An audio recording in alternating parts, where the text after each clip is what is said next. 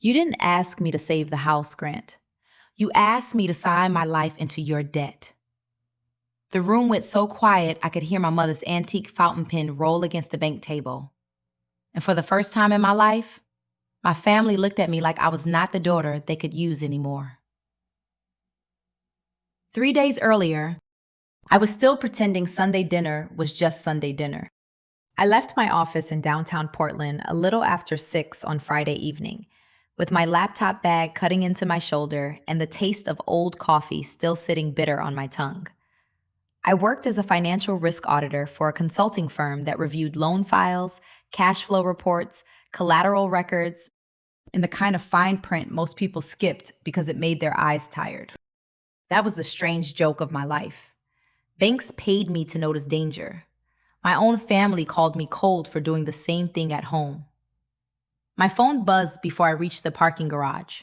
Mom, Sunday dinner, family matter. Don't make excuses. No hello. No, how was your week, Leah? Not even a question mark pretending I had a choice. 10 minutes later, Dad called. Leah, he said, and his voice was low, like he was standing in the hallway with one hand over the receiver. Come home Sunday, please. What's going on, Dad? He breathed in, slow and uneven. I think this time you should hear it at the table. Then the line went dead. That was my father, Harold Whitmore, 69 years old, retired early after 30 years managing warehouse floors. A man whose back gave out before his habit of silence ever did. He loved me in the quiet way men sometimes call peaceful, when what they really mean is afraid. My mother, Marlene, filled every silence he left behind. By Sunday evening, the sky over the suburbs had turned the color of wet steel. I drove past maple trees shedding orange leaves onto clean sidewalks, past front porches with pumpkins arranged like family portraits. When I pulled into my parents' driveway, the old Whitmore house looked almost too warm to distrust. There was a fall wreath on the front door, 2 pumpkins set on the steps. Golden light spilled from the kitchen window. Inside, I could smell pot roast, mashed potatoes, green bean casserole, and apple pie. My mother always cooked like a woman preparing a memory. The problem was, she usually served guilt with dessert. Grant's black truck was already parked out front. My brother, Grant Whitmore, was 43 and wore confidence like a tailored jacket. He worked in real estate development, which meant he could say growth opportunity while standing in a room full of unpaid bills.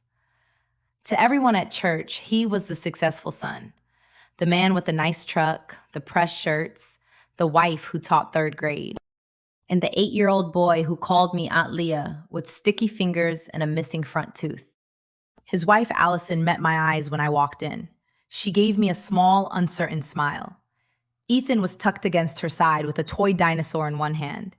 Paige was on the couch, dabbing under her eyes with a tissue before I had even taken off my coat. My little sister had turned emotional fragility into a full-time identity. She posted about healing, boundaries, and toxic families online, usually from rooms paid for by someone else. Mom stood near the dining table in a cream sweater and pearl earrings, the picture of wounded dignity before the wound had even been named. Leah, she said, you're late. It's 6:03. Dinner was at 6. I looked toward Dad. He sat at the end of the table, both hands folded so tightly his knuckles had gone pale. He did not look up. Grant stood when I entered, sleeves rolled to his forearms, like this was a business meeting and he had already chosen himself chairman. Glad you came, Lee, he said. He only called me Lee when he wanted something. On the dining table, beside the casserole dish and the basket of dinner rolls, sat a thick folder. On top of it was my grandfather's old black fountain pen. I knew that pen. Grandpa had signed the deed to this house with it in the early 70s. Mom kept it in a velvet box and brought it out only when she wanted history to do her talking. I did not sit right away. What is this? Mom touched the pen with 2 fingers. This house is in trouble. Paige made a soft sound, like a sob she had rehearsed. Grant stepped in before anyone else could speak. Mom and Dad need to restructure the mortgage.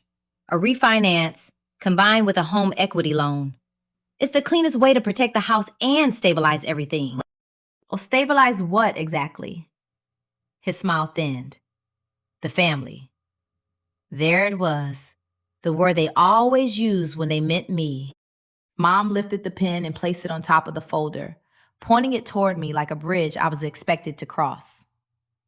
Your grandfather bought this home with that pen, she said. Tonight, you can help save it with the same one. My chest tightened, but my face stayed calm. I had learned years ago that showing pain in my family was treated like handing someone a weapon. Grant slid the folder closer. It's just a signature, Lee. I looked at him, then at Mom, then at Dad's lowered eyes. If it's just a signature, I said, then you won't mind if I read it. The kitchen went still. Even Paige stopped crying. And that was the first moment I understood they had not invited me home for dinner. They had invited me to become responsible for a disaster they had already made. I pulled out the chair, sat down, and opened the folder. No one served dinner. That was the second warning. In my mother's house, food was usually the first tool of control. She would fill your plate before asking for your obedience, then act wounded if you pushed either one away. But that night, the pot roast sat untouched. The gravy formed a thin skin in its dish, and everyone watched the paper in front of me like it might start bleeding. Grant cleared his throat. Leah, we already went through the important parts. You don't need to drown in the details. I work in details. That's work, Mom said sharply. This is family. I kept reading. The first page named my parents as primary borrowers, Harold and Marlene Whitmore. The second page listed the property, the old house on Briar Lane, the place where I had learned to ride a bike, broken my wrist falling out of the maple tree, and studied for college scholarships at the kitchen table, while Grant was out being praised for potential. Then I reached the numbers. The proposed loan amount was $459,000. I read it twice. Dad and Mom did not owe anywhere close to that on the house. Even with taxes, insurance, late fees, and repairs, the number was swollen far beyond a simple rescue refinance. I looked up at Grant. Why is this nearly $500,000? He leaned back like I had asked something rude at a funeral. Because doing this halfway won't fix anything. What does anything include? His jaw moved once. Mom folded her hands. It includes keeping a roof over your father's head. No, I said. That would be the mortgage balance, escrow shortage, penalties, maybe legal fees if foreclosure has already been filed. This is more than that.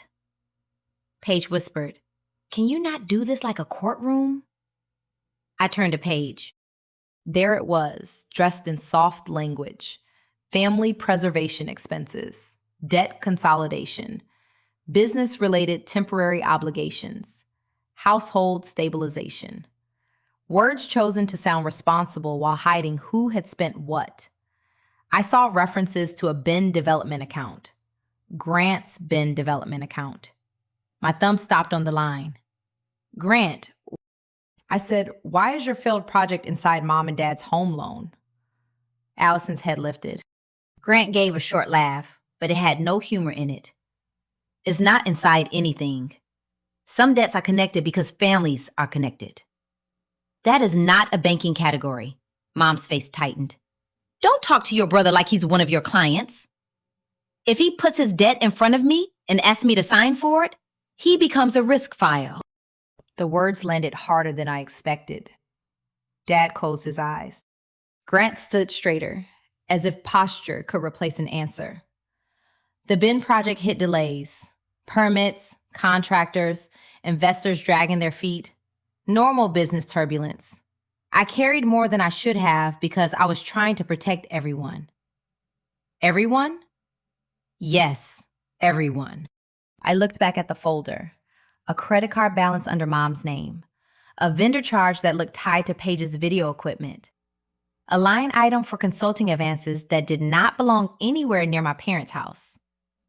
The deeper I read, the colder my hands became. Then I reached a section that mattered most.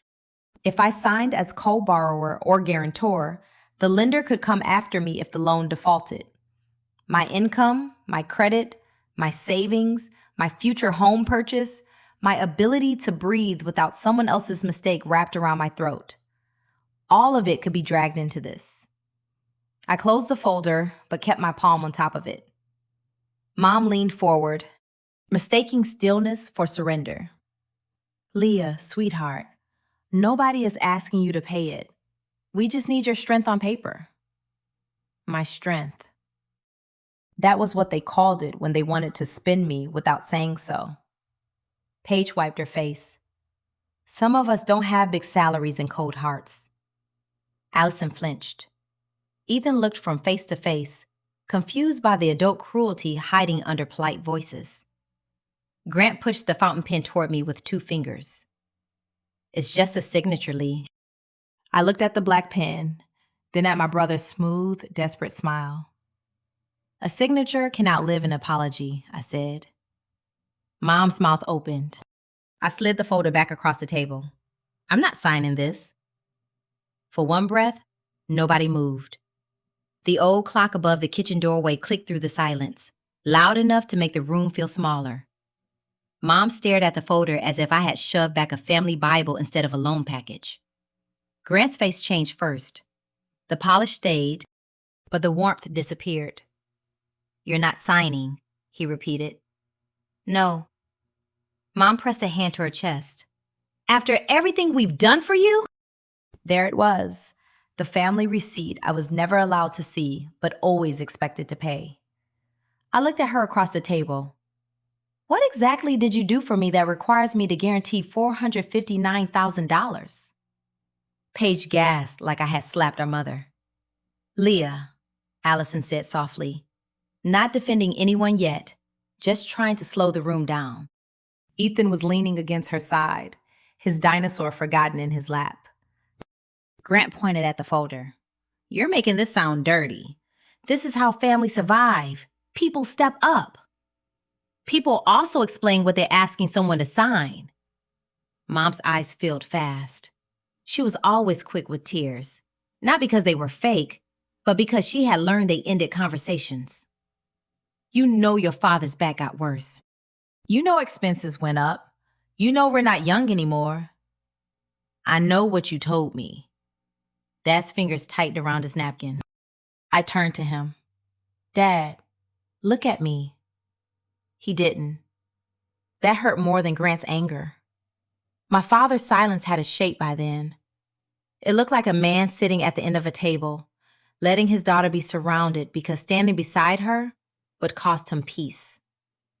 Mom snapped. Do not interrogate your father in his own home. I'm asking him where my money went. Grant laughed under his breath. Here we go. I looked at him. Yes, here we go. The words came out calm, but something old had cracked open under them. For 12 years, I had sent money because Mom said the mortgage was tight, because Dad needed medication, because taxes had gone up, because insurance was brutal, because family did not let family struggle. I had skipped vacations, delayed replacing my car, told myself love did not need applause.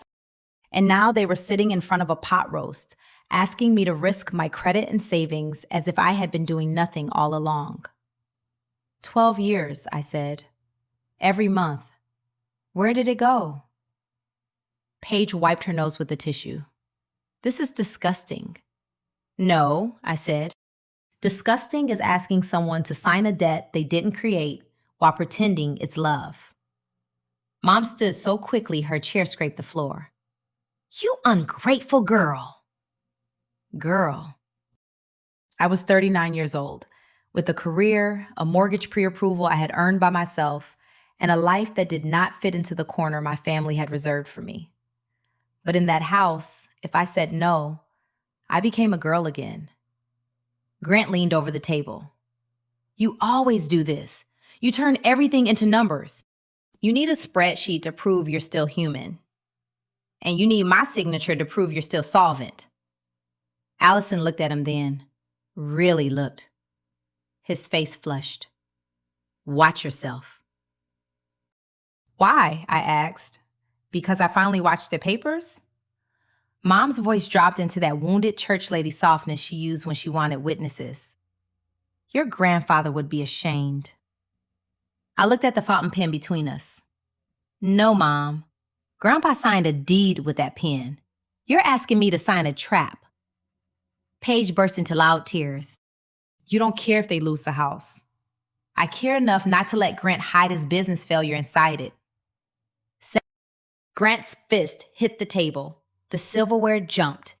Even started crying, startled more than scared. Allison pulled him close and whispered, "It's okay, baby." But it wasn't. Dad finally looked up, and in his eyes, I saw the answer before he said anything. He knew. Maybe not every number, not every lie, but enough. Enough to call me Friday in that shaking voice. Enough to sit there ashamed while Mom handed me Grandpa's pen. I stood. Mom's face hardened. If you walk out now, don't expect this family to forget it. I picked up my coat from the chair. That's the first honest thing anyone has said tonight. Nobody stopped me at the door. Outside, rain had begun to silver the driveway. I got into my car and shut myself inside before my hands started shaking. Through the front window, I could see them moving around the dining room, shadows crossing over untouched food. My phone buzzed before I reached the end of the block. Then again. By the time I hit the main road back toward Portland, the screen was filling with names that had not called me in months. And I knew Mom had already started telling the story where I was the villain. By the time I reached my apartment, my phone had become a courtroom I could not leave. Paige posted first. She sat at Mom's kitchen counter with the apple pie behind her like a prop. Her eyes were red, her voice soft, and she never said my name. She didn't have to. Some people get successful, she said, and forget the hands that fed them. They forget that parents get old. They forget that family is sacred. I watched 12 seconds before I closed the app. Then the messages arrived. A cousin from Salem wrote, "Your mom is heartbroken." A woman from church said money could be earned back, but parents could not. Aunt Janet wrote, "A signature won't kill you. Shame might." I stared at that line. It sounded like something Mom would call wisdom. Grant texted at 10:18. "Don't make this uglier than it has to be." He had brought me to dinner with a hidden debt package. Watch Mom use Grandpa's pen like a holy relic and let Paige turn my refusal into content. But I was the one making it ugly. Pastor David Monroe wrote just before 11, "Leah, your mother is deeply distressed. I'd be happy to help the family move toward healing." Healing. Paige used that word when she wanted money without accountability. Mom used it when she wanted silence without apology. Grant used it when he wanted everyone to move on before anyone checked the numbers. I did not answer. I plugged in my phone, took off my blazer, and stood in my small kitchen with lights off. Rain tapped the window. My apartment was quiet in a way my parents' house had never been. Quiet did not accuse me. Quiet did not ask me to sign anything. For a minute, I let myself feel the humiliation. Grant was allowed to fail. Paige was allowed to collapse. I was expected to endure because I was strong. Strong had become the prettiest word they had for disposable. My phone buzzed again. Mom this time. "If you can sleep tonight knowing what you're doing to your father, that says more about you than I ever could." That one landed. It was meant to. I set the phone face down before I could type something that would satisfy me for 10 minutes and hurt me for 10 years. Then I opened my laptop. If they wanted a story, fine. I would start with records.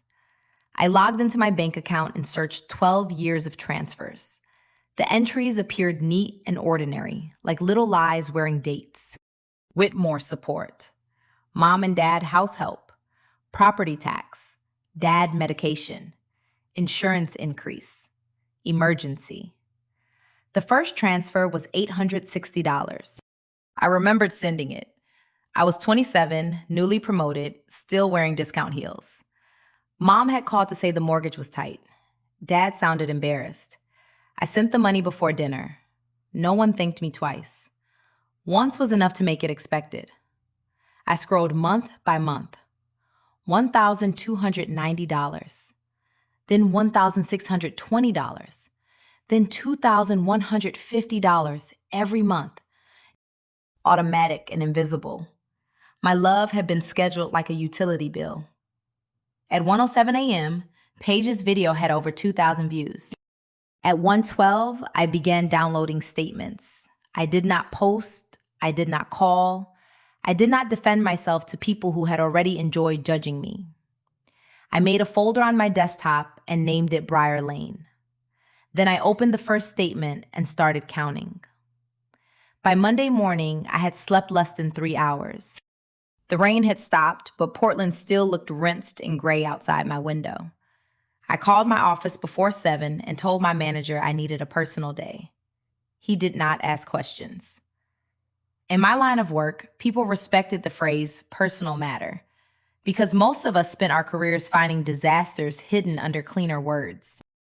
I made coffee strong enough to taste like punishment, tied my hair back, and spread 12 years of bank records across my dining table. At first, the transfers looked harmless. $860 for mom and dad house help.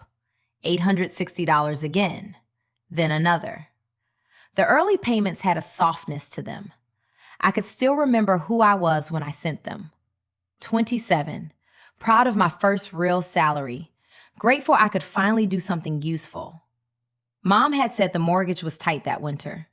Dad had said, "Only if you can, sweetheart." I had wanted him to sound less ashamed, so I helped. Then help became habit. 2 years later, Mom said property taxes had gone up. The payment became $1,290. When Dad retired early because his back could no longer survive warehouse floors, it became $1,620. Then came the health insurance panic, the roof repair, the furnace, the temporary gap that was never temporary. For the last several years, I had sent $2,150 every month.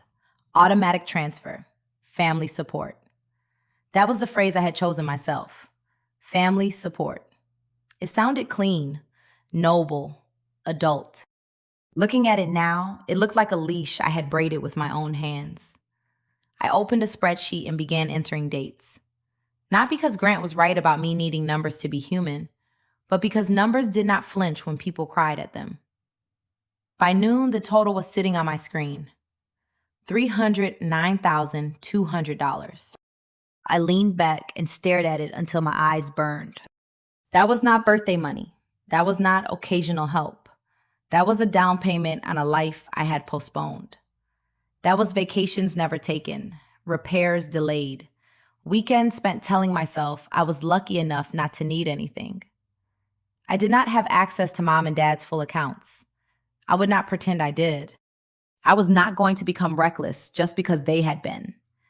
But I had my records, my messages, and 12 years of Mom's reasons. So I started matching dates. March, 4 years earlier. Mom had called crying about property tax. 2 days after my transfer cleared, Paige posted from Sedona, a desert sunrise behind her, a caption about releasing generational trauma. I remembered liking that photo. I remembered thinking, good for her. Maybe she's healing. Now I saw the resort wristband. June, the same year. Mom said Dad's insurance premium had jumped. That week, Grant posted a photo leaning against a new black truck, sleeves rolled, sunglasses on, captioned, "Building something bigger than fear." I zoomed in on the dealer plates. October, emergency home repair. Paige posted a tour of her creative studio, complete with ring lights, sound panels, and a camera setup I knew cost more than my first car. I made no accusations in the file, just dates, transfers, screenshots, notes. The facts did not need me to dress them up. They had already worn enough costumes. Around 3, Aunt Janet called twice. I let it ring. At 4, Pastor David sent another message about grace. I archived it without reading past the first line. At 5:30, Grant texted, "You need to stop digging before you embarrass yourself." I almost laughed. That was the thing about men like Grant. They called it digging only when you were getting close to something buried. I printed the statements in batches. The machine hummed beside me, warm paper sliding out one page at a time. My apartment began to smell like ink and coffee. On the table, the stack grew thicker than the folder Grant had pushed toward me. At 8:46 p.m., my phone buzzed again. Dad. Not a call, a text. "I'm sorry. There are things you need to see." I stared at the words for a long time. Then a second message came through. "Tomorrow morning, Rose City Diner. Please don't tell your mother." I looked at the spreadsheet, at the total, at the printed pages lined up like witnesses. For 12 years, my family had treated my money like water from a faucet. For the first time, someone in that house sounded afraid of the bill. Rose City Diner still had the same red vinyl booths from when I was 16. The place still smelled like bacon, burnt coffee, and maple syrup. Dad used to bring me there after report card days. I would order strawberry pancakes, and he would pretend not to see me steal fries from his plate. That morning, I chose the booth farthest from the door. Old habit, clear view. Dad came in at 8:17. He looked smaller than he had on Sunday. His gray coat hung loose at the shoulders, one hand pressed against his lower back. In the other hand, he carried a cardboard banker's box with the lid bent at one corner. When he saw me, relief and shame crossed his face together. "Leah," he said. "Dad." He eased into the booth and set the box between us. The waitress came with coffee. He asked for decaf. I asked for regular. Dad put both hands on the box. "I should have given you this before Sunday." "Yes," I said. "You should have." Inside were folders, envelopes, sticky notes, and photocopies arranged with panic. There were bank letters about missed payments, a preliminary loan summary, a few statements from the joint account he could legally access, and copies of papers Grant had asked him to sign. Then I found the note. Mom's handwriting, blue ink, torn from a grocery list. "Don't tell Leah yet. She'll make it harder." I read it twice. Not "she'll misunderstand," not "she'll be hurt." Harder. They had known I would see the risk. So they waited until the room was full of food, tears, and witnesses before handing me Grandpa's pen. Dad covered his mouth. "I didn't agree with everything," he said. "But you stayed." His eyes filled. "Your mother said Grant was drowning. If he went under, Allison and Ethan would go with him. Paige couldn't handle another crisis. You were the only one strong enough to help without falling apart." "That's not a compliment, Dad. That's a job assignment." "I know that now." "No," I said. "You knew enough on Friday to call me. You knew enough to bring this box. You knew enough to be scared." He stared at his coffee. The surface trembled. "I thought if we got through one more thing, we could fix it quietly." "Quietly," I said. "That has always been your favorite word." "Leah." "Dad, silence has been your favorite child longer than I have." His face crumpled. For a moment, I was 8 again, waiting for him to tell Mom she had gone too far. Waiting for someone to notice that the daughter who did not cry still got bruised. But I was not 8 anymore. The waitress brought pancakes neither of us remembered ordering.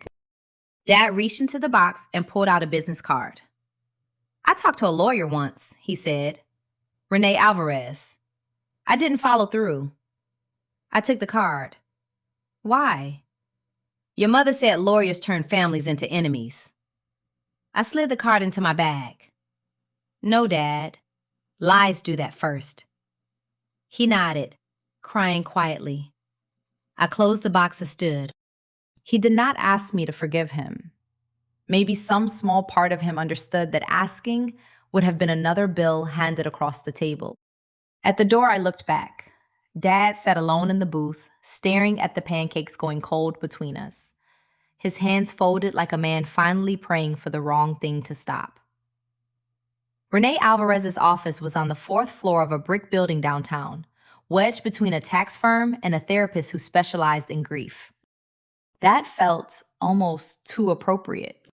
Her waiting room had no soft music, no smiling family photos, no fake plant trying to look alive. Just framed licenses, clean chairs, and a receptionist who looked at my banker's box without asking a single question. I appreciated that. Renee was in her mid-50s, with silver threaded through dark hair and reading glasses hanging from a thin chain. She shook my hand once, firmly, then pointed me toward a chair across from her desk. "Mr. Whitmore said you might call," she said. "My father?" "He came in 8 months ago, paid for one consultation, left looking like a man who wanted permission to stay afraid." That sentence told me I had chosen the right lawyer. I placed Dad's box on her desk, then added my own folder of transfers, screenshots, and notes. Renee did not gasp. She did not say, "How terrible." She opened a legal pad, clicked the pen, and began reading like the room had narrowed to paper. For 40 minutes, the only sounds were pages turning and the faint hum of traffic below. Finally, she removed her glasses. "You were right not to sign." My throat tightened anyway. "How bad is it?" "Bad enough that signing now would be a gift to whoever prepared this." She turned the preliminary loan package toward me. Her yellow highlights marked sections I had been too angry to notice fully. "Your income estimate is here," she said. "Your employer is here. Partial identifying information is here. Not enough for a full application alone, but enough to suggest someone wanted the lender to believe you were already aware." "I never agreed to anything." "I believe you. The question is what the file was designed to make other people believe." Then she slid one printed email across the desk. At first, it looked like mine. My name, my professional tone. A short message stating I was aware of the family refinance and willing to assist if needed. Then I saw it. One letter off in the address. Not my work email, a shadow of it. My skin went cold. "I didn't send this." "Then say that as little as possible to your family and as clearly as possible to the bank." I looked up. "You think Grant made it?" "I think we do not accuse anyone in writing until we have more than suspicion." Renee tapped the page. "But someone created or used an email close enough to yours to help move this file forward. That matters."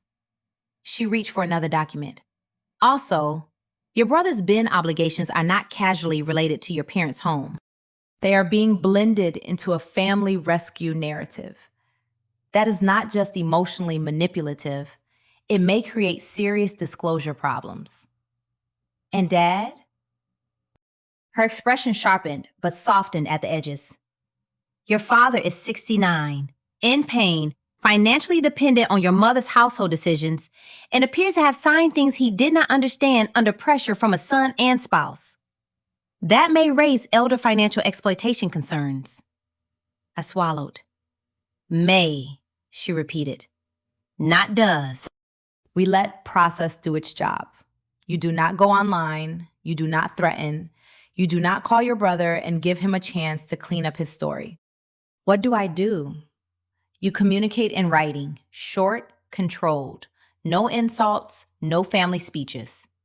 She took a clean sheet of paper and wrote 3 lines. "Thursday, at the bank, my attorney will be present." "That's it?" I asked. "That's plenty. People who rely on pressure hate witnesses." My phone buzzed inside my purse as if summoned. "Grant, last chance to stop acting like everyone is your enemy." Renee watched my face. I typed exactly what she had written. "Thursday, at the bank, my attorney will be present." 3 dots appeared, vanished, appeared again. Then Grant replied, "Fine. Bring whoever makes you feel important. Renee read it and gave the smallest smile. Good, she said. He thinks you're coming to be shamed. I looked at the fake email on her desk, at the wrong address wearing my name. No, I said. I'm coming to be recorded accurately. On Thursday morning, I wore the gray blazer I usually saved for difficult clients. Not the black one. Black would have looked like war. Gray looked like control. Renee met me outside the bank at 9:42, holding a slim leather folder and a paper coffee cup she had not opened.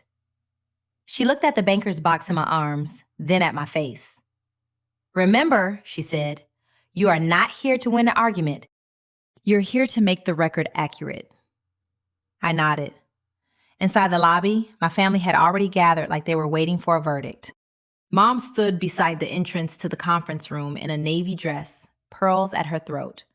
Grandpa's fountain pen clutched in one hand. Grant was near the window, phone in his palm, jaw tight but smile ready.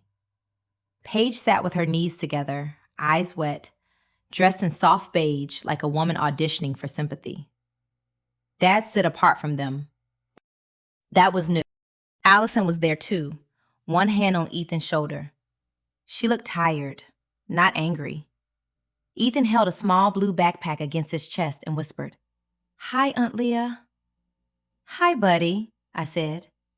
Mom's eyes flicked toward Renee. "You really brought an attorney?" "You invited witnesses," I said. "I brought one who understands paperwork." Aunt Janet sat in the corner gripping her purse. Pastor David Monroe stood beside her, wearing the careful face of a man who wanted to seem neutral after already choosing who to comfort. Grant stepped forward. "This doesn't need to be dramatic." "Then let's keep it factual." Before he could answer, Martin Caldwell entered. He was the branch manager, late 50s, silver hair, navy suit, voice polished by years of telling people no without sounding cruel. "Good morning," he said. "Before we begin, I need to clarify who is present and why." Renee answered before Mom could. "Miss Whitmore is here with counsel. Several individuals in the room are not direct parties to the loan. We need the bank to note their presence." Mom stiffened. "Their moral support." Martin looked at me. "Miss Whitmore, are you comfortable proceeding with them present for this preliminary discussion?" I looked at Aunt Janet, then Pastor David, then Paige, who had spent 3 days letting strangers call me heartless. "Yes," I said, "for now." Mom exhaled like she had won something. She placed a fountain pen on the conference table with almost ceremonial care. "Leah, sweetheart, nobody wants to fight. We just want you to do the right thing." And Grant sat across from me. "We're here because the timeline is tight. The house cannot wait for you to process every feeling." What? Renee's pen paused over her notepad. I smiled once, small and cold. "Good. Then we can discuss facts instead." If you're listening right now, leave a like and tell me in the comments what you would advise Leah to do in this room. Would you sign for family, or would you protect your future first? Stay with the story, because what happens next is not what Marlene, Grant, or anyone at that table expected. Martin opened his copy of the file. "The purpose today is to review unresolved items before any signing occurs. No signature is required at this moment." Mom's face tightened at that. Grant leaned in. "But if everything is clear, we can move forward." "If everything is clear," Renee said. Paige sniffed. "Why does everyone keep acting like we're criminals? Mom and Dad could lose their home." I turned to her. "Then we should all want the file to be honest." Dad looked down, but this time not in avoidance, more like grief. Mom pushed the pen toward me. It rolled halfway across the polished table and stopped near my folder. "Your grandfather believed family meant sacrifice," she said. I looked at the pen. For years, that object had lived in Mom's stories as proof that the Whitmores were honorable people. But honor did not sit in a pen. Honor sat in what a person was willing to tell the truth about. I opened my folder and placed the first stack of papers on the table. Grant's smile faded by a fraction. Mom saw it and reached for the pen again, as if touching the past could still control the present. But the past was not the only thing I had brought with me. I slid the first stack across the table with 2 fingers. Not dramatically, Not angrily, just far enough for Martin Caldwell to read the cover page. Grant glanced down, then away, like the numbers were beneath him. Mom did the opposite. She stared at the pages with the sharp fear of someone who recognized her own handwriting on a locked door. "What is this?" Aunt Janet asked. I looked at her, not Mom. "My bank records." Mom's face flushed. "Leah, you brought Aunt Janet and Pastor David here because you wanted them to watch me sign." My voice stayed even. "They can watch me read." Renee said nothing. She didn't need to. Her pen moved once across her notepad. Martin adjusted his glasses and pulled the stack closer. I had made the first page simple. Date range, transfer amounts, notes, total. 12 years of payments to my parents. $309,200. The room did not react all at once. It moved in pieces. Allison's lips parted. Paige stopped rubbing her tissue between her fingers. Pastor David looked up from his folded hands. Aunt Janet leaned forward so quickly her purse slid off her knees and thudded against the carpet. Dad closed his eyes. Mom was the only one who spoke. "You had no right to bring private family matters into a bank." I almost laughed. "This is a bank." Grant leaned back in his chair. "You're twisting this. Nobody denied you help sometimes." "Sometimes?" I turned the second page toward him. Rows of transfers ran down the paper like a quiet accusation. "Monthly, for 12 years. Paige whispered, "You're doing this to humiliate us." No, Paige. I did not print 12 years of my own bank records because I enjoy pain. I printed them because Mom told people I abandoned this family. Mom's eyes filled, but the tears did not travel as far as they usually did. Maybe even they knew the room had changed. Aunt Janet picked up the cover sheet. "Marlene, you told me Leah barely helped." Mom snapped. "I said she became distant." "That's not the same thing." That small sentence from Aunt Janet hit harder than I expected. She had been part of Mom's course for so long that hearing her miss a note almost made the room tilt. Pastor David cleared his throat. "Leah, I was not aware of this level of support." "I know," I said. "That was the point." Grant's voice sharpened. "Money doesn't make you morally superior." "No," I said, "but taking it while calling me selfish does make someone dishonest." Dad put a hand over his mouth. Martin turned another page. "These transfers were made from your personal account?" "Yes." "To Harold and Marlene Whitmore?" "Yes." "For household support?" "That is what I was told." Mom pulled herself upright. Her pearls trembled against her throat. "Your father needed care. This house needed maintenance. Families don't keep score." And I looked at her. Families don't hide the scoreboard and then ask for more. Grant shook his head, performing disbelief for the room. "So what is your plan, Leah? Punish Mom and Dad because you regret being generous?" "I regret being lied to." The sentence settled over the table. For years, I had softened everything. I had called it helping when it was pressure. I had called it loyalty when it was fear.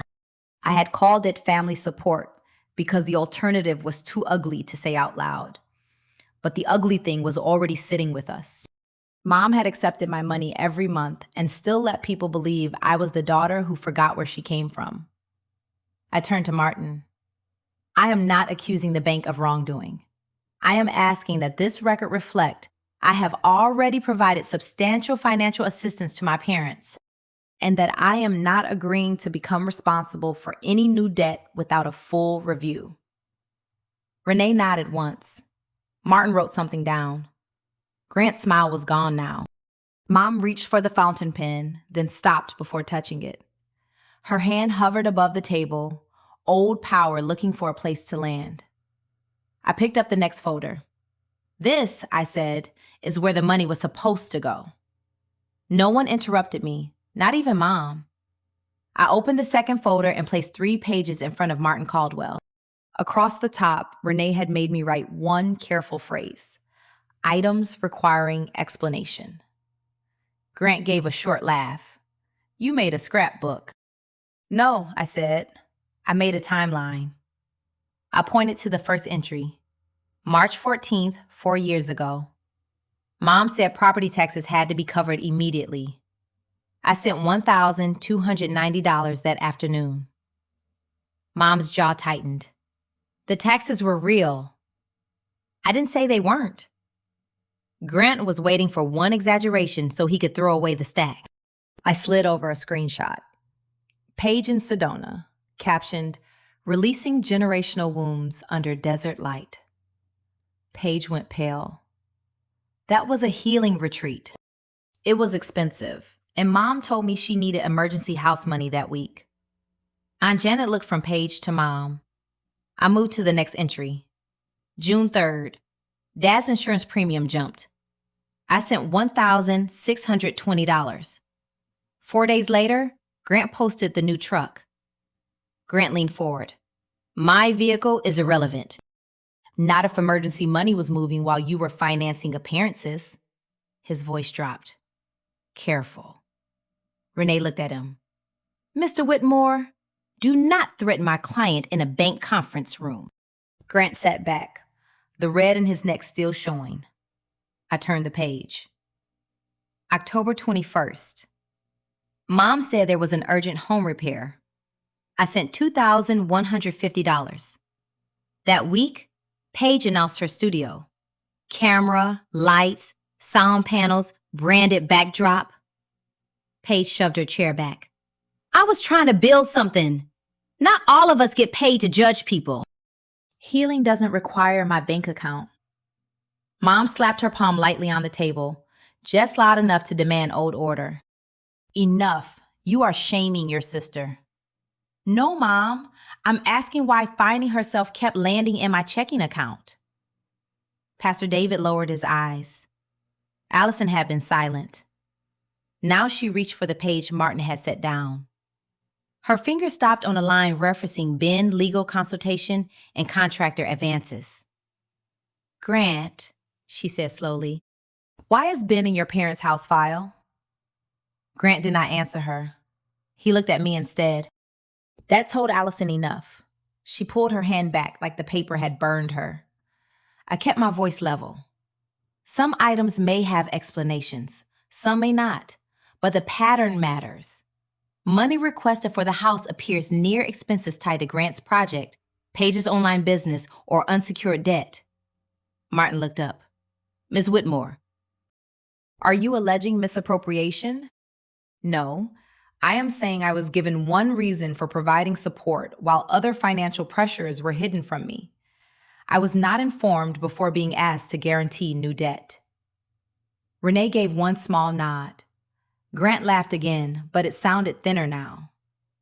Listen to you, like a deposition. No, Grant. People came to me every month. They just called it something else. Dad made a low sound in his throat. Mom turned on him. Harold, don't. For once, he did not apologize. Grant's stare found mine across the table.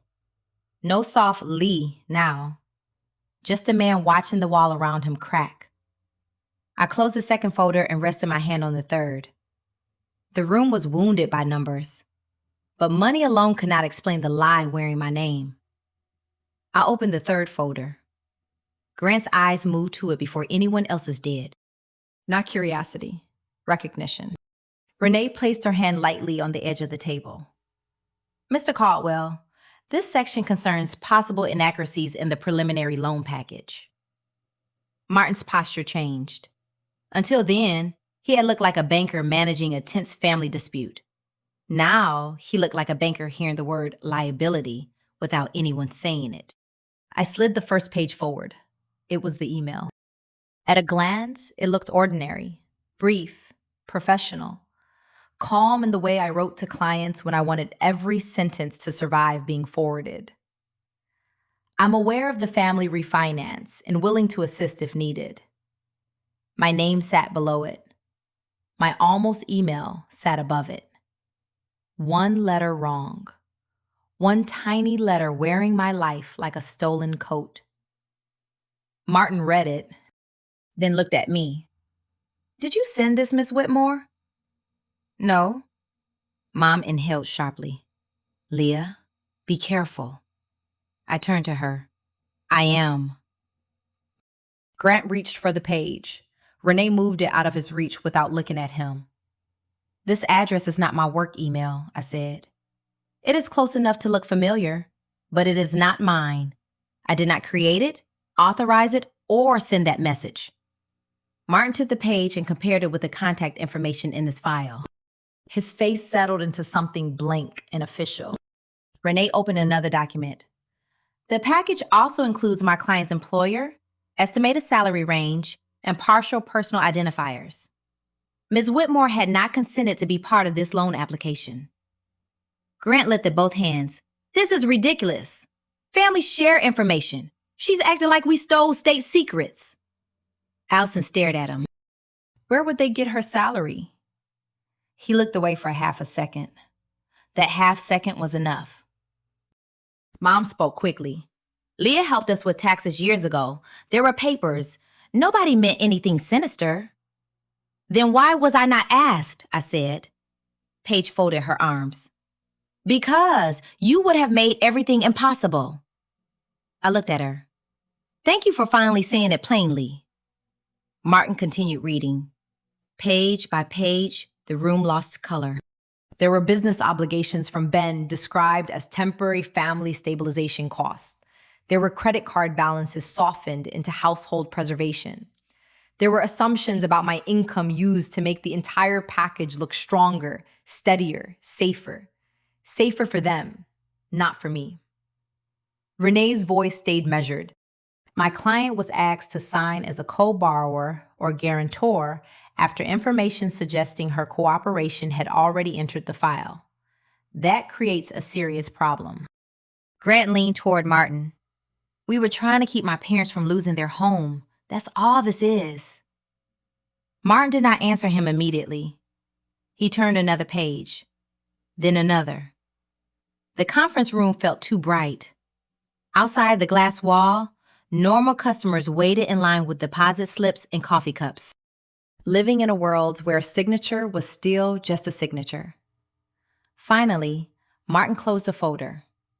"I am pausing this file effective immediately." Mom gripped the fountain pen so hard her knuckles whitened. "Pausing?" "Yes, Mrs. Whitmore. This application will be referred for internal review. No signing will occur today." Grant's chair scraped back. "You can't do that. We have deadlines." Martin looked at him with bank-trained calm. "Then you should want the file to be accurate before those deadlines matter." Grant's mouth tightened. Martin continued. "I also recommend that all parties obtain independent legal counsel before any further action. The bank will not proceed while consent, disclosures, and source information are in question." Mom turned to me, tears rising fast now. "Leah, look what you've done." For the first time that morning, I let the sadness show. "I looked," I said. That's all I did. Dad bowed his head. Aunt Janet sat frozen. Pastor David held his closed notebook in both hands. Across from me, Grant's polished face was gone. What remained was panic with a collar on. The fountain pen slipped from Mom's fingers and rolled across the table. No one reached for it. Grant stood so fast his chair hit the wall. For years, my brother could smile through bad news and make simple questions sound insulting. Panic ruined all of that. "You just blew up the only plan we had," he said. Martin Caldwell kept one hand on the closed folder. "Mr. Whitmore, lower your voice." Grant ignored him. "Are you happy now?" You wanted to punish us, and now Mom and Dad could lose the house. I stood because sitting there felt like accepting the old role. I didn't come here to destroy this family, I said. I came here to stop being its emergency fund. Mom's face twisted. How can you say that in front of your father? Oh, because he was sitting here when it was true. Dad did not defend her. He only looked at the table as if every page had become a mirror. Allison reached for the folder Martin had set aside. Grant snapped, "Don't touch that!" And that was his mistake. Until then, Allison had looked frightened. Now her voice sharpened. Why not? Because it's complicated. No, your face is complicated. The papers are right there. Renee looked at Martin. He nodded and separated the pages connected to Allison's name. She turned them slowly, one hand still on Ethan's shoulder. Then she stopped. Grant, she whispered. This is my signature. He stared past her. It was for Ben, he said. A consent form. It didn't change anything. I never signed this. Ethan looked up. Mom? Allison pulled him closer. Did you use my name? Grant spread his hands. I was protecting us. No, she said. You are protecting yourself with us. Across the table, Paige grabbed one page and scanned it, mascara smudged under both eyes. What is this? Grant turned on her. Don't start. My studio is listed here. Mom snapped. Paige, sit down. And Paige did not. It says business asset. I don't own a business asset. I have ring lights and a folding desk from Target. For 1 second, I almost pitied her. Paige had helped Mom shame me. But now she saw what I had seen on Sunday. To Grant, people were supporting documents. Grant pointed at her. You loved that studio when someone else was paying for it. Paige flinched. Mom's voice rose. Grant, enough. No, Mom, you don't get to act shocked. You wanted the successful son, the Christmas cards, the church dinners, the family name everyone envied. I didn't tell you to lie. You taught us to hide anything ugly until Leah could pay to make it pretty. The words cracked the room open. Paige started crying. Not the soft performance from her videos, but something rougher. You told me Leah was fine. Leah was practical. Leah could handle things. Mom's mouth moved, but no answer came. Aunt Janet looked down. Pastor David closed his notebook. Allison picked up Ethan's backpack. I'm taking him home. Grant reached for her arm. She stepped back. Don't. Ethan's small voice cut through everything. Mom, are we in trouble? No one answered fast enough. Allison bent and kissed his hair. No, baby. We're going somewhere safe. And she walked out first. Grant had arrived like a man who owned the room. Now he stood watching his wife leave with the one person he could not charm back into a signature. The door closed behind Allison and Ethan, and the sound did something no argument had done. It made everyone stop performing. Grant stood near the wall with one hand half raised, as if he could still call his wife back by looking important enough. Mom sat rigid in her chair, pearls trembling against her throat. Paige had both hands over her mouth, crying into her fingers now. Not for an audience, not for a camera. Dad was the last to move. He pushed his chair back slowly. The scrape of wood against carpet sounded painful. One hand went to his lower back, but he stayed upright. Harold, Mom warned. He did not look at her. He looked at me. For most of my life, my father's eyes had been doors almost closed. You could see light through the crack, but not enough to enter. That morning, in a bank conference room, surrounded by papers and shame, the door finally opened. I knew some of it, he said. The words were quiet. They still landed hard. Mom shut her eyes. Grant muttered something I could not hear. Dad kept going. Not every line, not every transfer, But I knew money Leah sent for the house did not always stay with the house. My chest tightened, but I did not speak. I knew Grant was in trouble with Bend. I knew your mother was moving money around to keep him from looking like he was failing. I knew Paige got help when Leah was told the furnace, or taxes, or insurance had swallowed everything. Paige lowered her hands. Dad. He shook his head. No. Let me say it while I still can. Mom's voice broke sharp. You are humiliating us. Dad turned to her then, slowly. No, Marlene. We did that ourselves. The room seemed to lose heat. He gripped the back of the chair. I told myself Leah was strong, that she had a good job, that she understood money, that she would recover from anything because she always had. He looked back at me, and the shame in his face was older than that room. That was how I made cowardice sound reasonable. Grant snapped, Dad, don't do this. Dad's voice rose for the first time. I already did it, Grant. For years. That silenced him.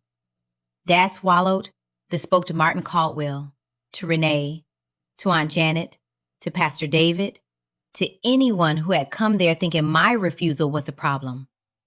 My daughter has helped this family for 12 years. She was not cold. She was not selfish. She was used because the rest of us learned she would not collapse in public. My eyes burned. I hated that I needed those words. I hated more that they were true. Pastor David shifted in his chair. Harold, Dad looked at him. Pastor, I respect you. But if Marlene asked the church to pressure Leah, then I let my wife turn faith into a collection notice. Pastor David closed his notebook. Aunt Janet wiped her eyes and said nothing. Mom stood. So that's it?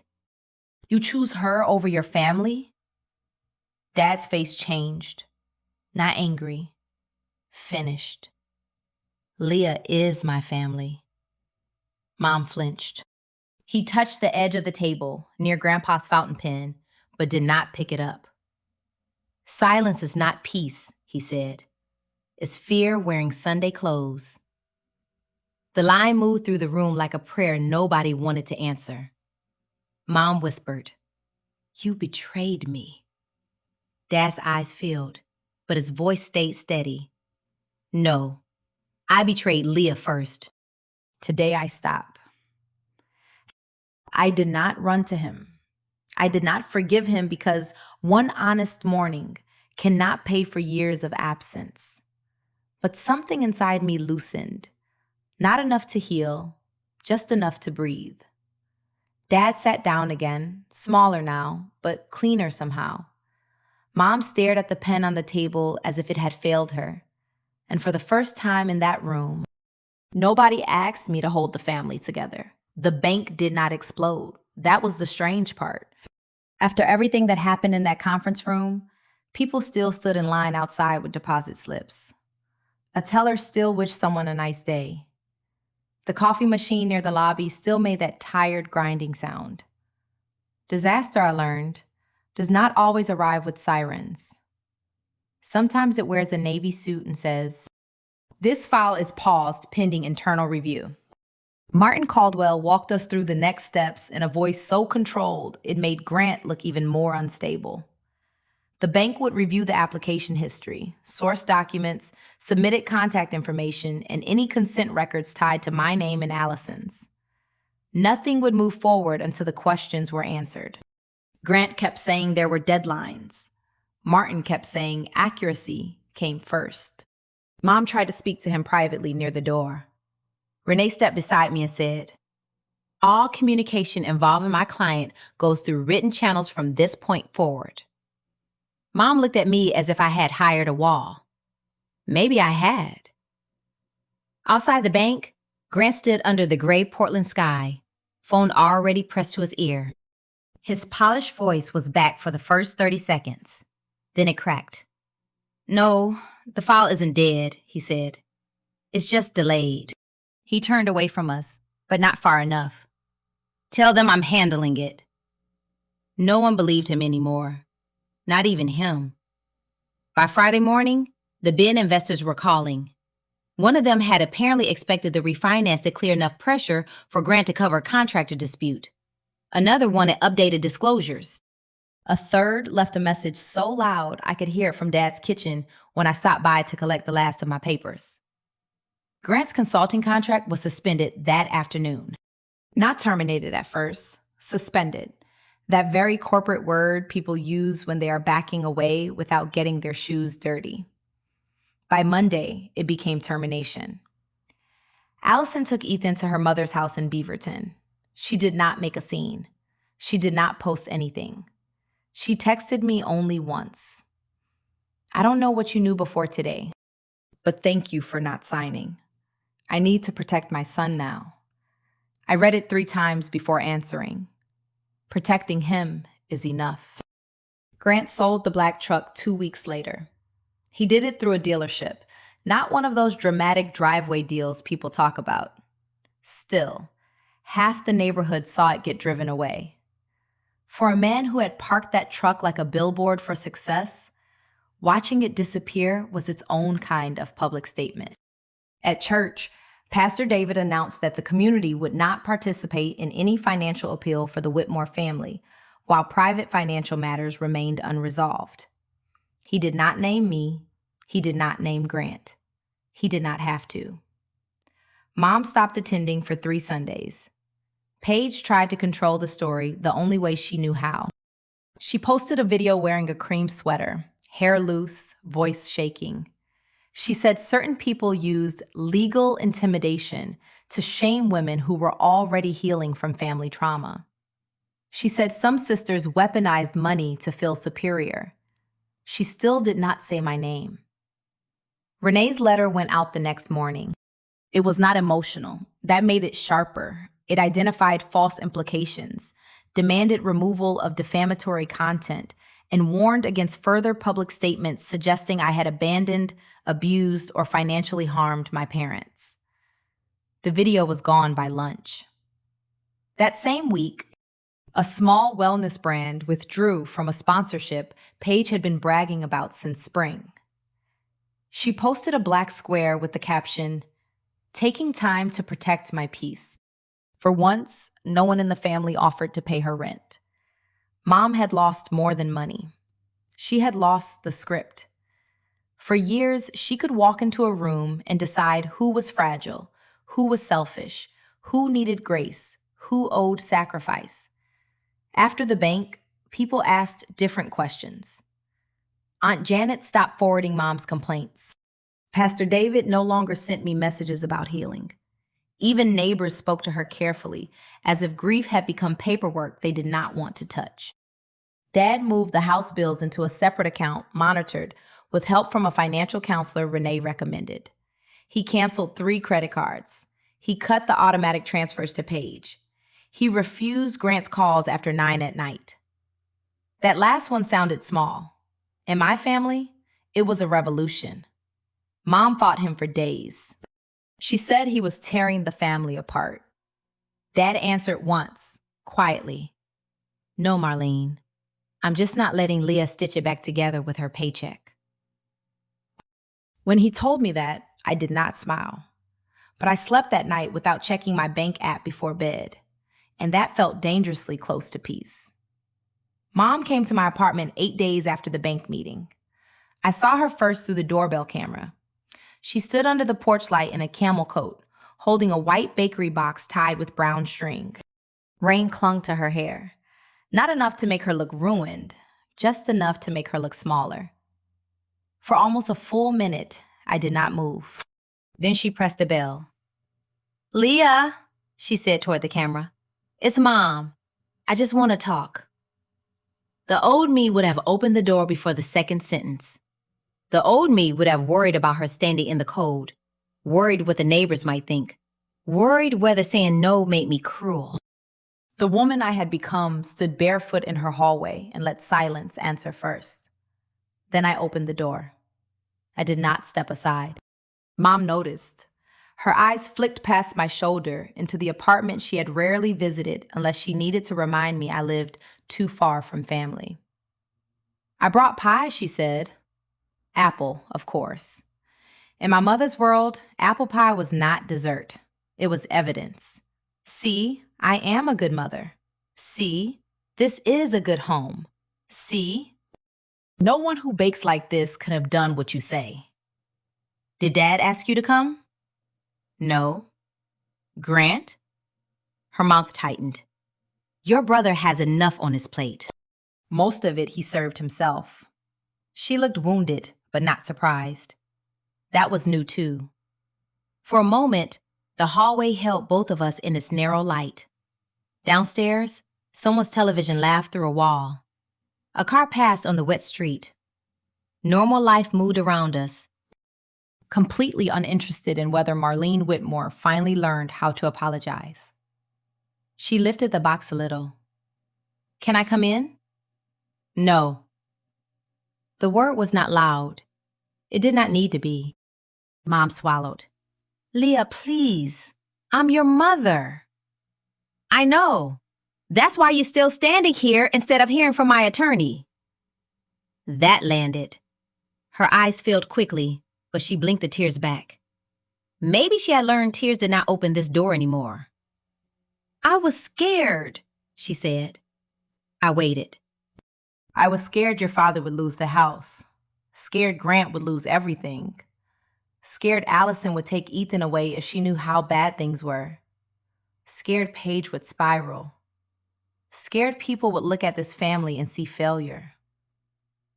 I listened because part of me had waited my whole life to hear the truth without decorations. Mom gripped the pie box. I thought if we could just fix this one thing, we could breathe. No, I said. You thought if I carried it, everyone else could breathe. Her face trembled. That is not fair. Neither was using my money while telling people I had no heart. She looked down at the box. I never meant for it to become that. But you allowed it. She had no quick answer. Without witnesses, Mom was slower, less graceful, more human maybe, but not safer. I was trying to keep the family together, she whispered. I leaned against the doorframe. Were you ever afraid of losing me? Her mouth opened. Nothing came out. There it was, the question that did not fit inside her version of motherhood. She had feared Grant's collapse, Paige's tears, Dad's shame, the church's whispers, the house, the image, the story. But me? I had been the safe loss. You didn't lose me at the bank, I said. You lost me every month you took my money and let me be called selfish. You lost me every time Paige cried and you handed me the bill. You lost me when you put Grandpa's pen on that folder and called a trap family. A tear finally slipped down her cheek. I'm sorry, she said. I wanted those words to feel bigger. I wanted the hallway to change shape around them. But sorry arrived late, carrying no receipts. I believe you're sorry tonight, I said. I don't know what you'll be tomorrow. She flinched worse at that than at anything else. Then she held out the pie. I looked at it. Every holiday, every apology without change, every tense dinner covered in cinnamon and butter sat inside that box. I did not take it. Leah, I don't hate you, Mom. Her shoulders dropped, like she had been waiting for permission to breathe. But I'm not the door you knock on every time consequences come home. For a long moment, she stood there with the pie between us. Then she nodded once, very small, and turned toward the stairs. I closed the door gently, not because she deserved gentleness, because I did. 6 months later, the Whitmore house was still on Briar Lane. Consequences were quieter than expected. Dad sold the strip behind the garage to the retired couple next door, and the money lowered pressure on the house. For once, nobody asked me to cover the difference. A counselor helped Dad set up a bill account. He learned online payments at 69, complaining about passwords like enemies. Then he took a part-time job at the library. In one letter, he wrote that quiet felt different when it was no longer used to hide. Mom stayed in the house, but it was no longer her stage. Sunday dinner stopped. Aunt Janet visited less. Pastor David remained kind but careful. Paige worked at a dental clinic in Gresham and posted less about healing. One afternoon, she wrote, "I once mistook being protected for being loved. I saw it, then closed the app." Grant's life shrank fastest. Ben collapsed in pieces. One investor dispute, one contractor claim, one door closing after another. Allison filed for legal separation and kept Ethan on a steady routine. Grant called twice from numbers I did not know. I let both go unanswered. The first month without sending family support felt wrong. My bank app did not show the $2,150 transfer. I stared at the empty space where guilt used to withdraw itself. My body expected panic. Instead, there was silence. Not Dad's kind. Mine. Clean, unowned, full of air. By spring, I used part of that money to reserve a room at a Portland community center. The class was simple: how to read a loan agreement, what co-borrower means, how a guarantor can be chased after default. 6 women came the first week. 23 came by the third month. A woman of 62 nearly signed for her son's truck because he told her real mothers believe in their children. "I thought saying no made me selfish," she said. I saw myself at the dining table. Grandpa's pen pointed at me like a verdict. "No," I told her. Sometimes saying no is the first honest thing in the room. One rainy morning, I stood on my small balcony with coffee warming both hands. Lavender bent under silver drops. My phone buzzed. "Dad, paid the bill myself this month. Not asking for help. Just wanted you to know I'm trying." There was no demand inside it. No emergency. No hook. I typed back, "I'm glad you started." It was not forgiveness. Not yet. Maybe not ever in the way people wanted. But it was a door left unchained, and that was more than I had expected to give. For a long time, I believed the strongest person in a family had to carry the most. Money, secrets, shame. But strength is not measured by how long you let people use you. Sometimes the strongest thing you can do is put down a burden that was never yours. Families should never turn love into a lifetime debt, and no child should have to bankrupt their future to prove loyalty. If this story touched you, please leave a like for the channel, share your thoughts in the comments, and tell us where you are listening from. Thank you for staying until the end. Wishing you health, peace, and the courage to choose yourself when truth demands it. See you again in the next story on Revenge Glow.